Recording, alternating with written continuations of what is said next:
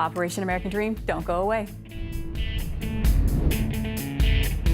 Welcome back to Operation American Dream. I'm Eve Nasby, and as promised, I have one of my most favorite people on the planet in studio with us today. Again, Maurice Wilson from Operation Reboot. Welcome. Thank you. Pleasure to be here. You are a force to be contended with, my friend. Oh, okay. Thank you. You have changed the lives of veterans, and you continue to do that every single day, day in and day out. So well, somebody's got to do it. And you're doing it. You're like a force of 10 just within your own self. I love my work. I know. You have done such a great work in building Reboot. So for our viewers who don't know who you are, what Reboot is, please give us the education. So Reboot is it's the answer to boot camp. So when a person comes in the military, they go through boot camp to be enculturated for the military.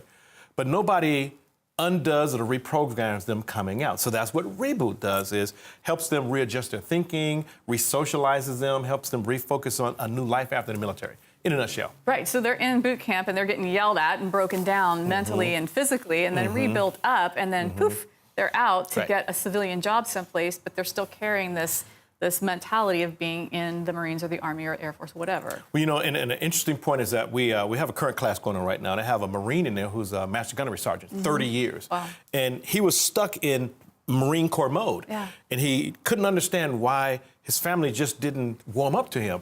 I said, well, that's because they see you as the Master Gunnery. And they act accordingly. I said, if you change, they'll change. So he changed. He became a little bit more touchy-feely. And then the family became a little bit more touchy-feely. And then he started smiling. It's like, my family loves me again. And that's what I mean, Maurice. Your program is not only teaching the veteran population of how to effectively transition, but it ripples out. You are saving families. And I've witnessed it at your graduations. Everybody I meet at your graduations, I want to hire because they're just quality and they know who they are and they know what they want to do. Yeah, we call that the unintended benefit. You know, we didn't know that we were going to have such an impact. We knew it was going to change the individual, but we didn't realize that it was going to cascade out to the family. And, you know, when we did our first workshop, we had wives coming up, giving us big hugs, saying thank you. And we asked them, for what? Right. They said, you gave me my husband back. Yep. And all we could say was, wow. So tell us about this class. You can be just getting out or you can have been out for 10 years. What do you offer me and how much does it cost? So it doesn't cost you anything. What we offer you is your life back, however you want that.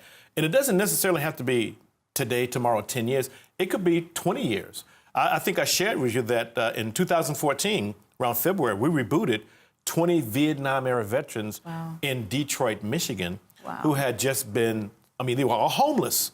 They had been stuck for many, many years, just couldn't figure out how to create a new identity, how to find and build a new life after the military. So they were just stuck, and we came in 3 weeks, they got it back. Wow. And it's a 3-week program, and then when they exit, now you've got employers that are sitting there just waiting to hire these people. So talk about this readiness program that you have. We call it Veterans Ready for Hire. Yep. And again, the big assumption is that all veterans, you know, when they leave the military, they're ready to hit the ground running.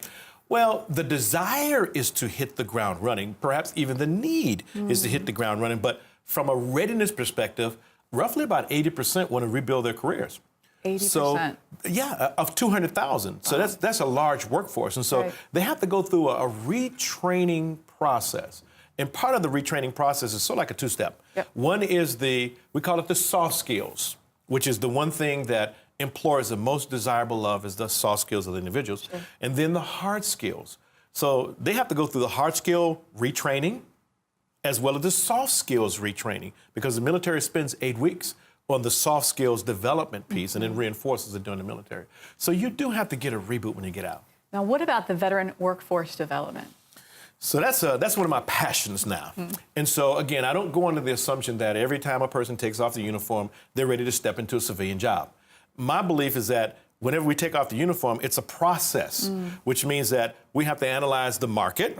We have to analyze what we want to do within the market and determine whether or not we have the right skills, the right qualifications or certifications, and whether or not we need to go back to school. So what we're finding is that a large percentage need to go back for hard skills training relative to the industry. And, you know, so every city is different, so no two cities are going to be alike, which means that you have to analyze what's going on, what are the markets, where's the growth potential, and how do you develop yourself so you can fit back into the economy? Other than that, you may become another statistic that most people don't talk about, which is within the first year, about 53% of the veterans lose their jobs. Wow. Why is that? Because they haven't defined the next career. They're taking a job because it's a need. I gotta work. Got it. Not necessarily saying, I like this work or I'm going to work in this particular industry, right, in this particular career. So there's a big difference between what you have to do and really what you want to do.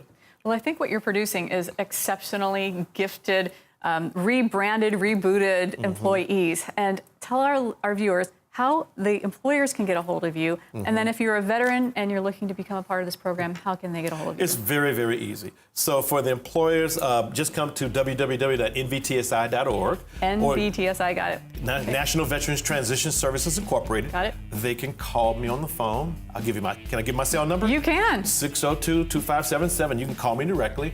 You can email me, maurice@nvtsi.org. Okay. It's that simple. Or we're now offering what we call monthly veteran-friendly employer lunches. And we're having a lot of fun there.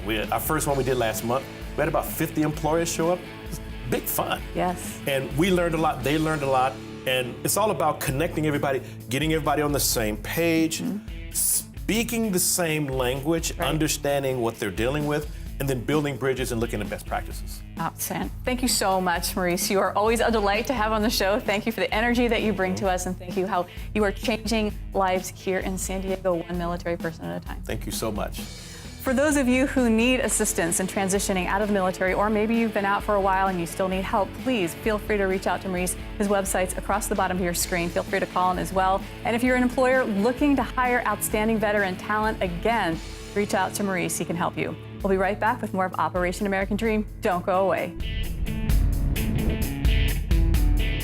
Welcome back to Operation American Dream. As promised, we have one of my most favorite organizations in San Diego because they're working with kids and they're doing great things.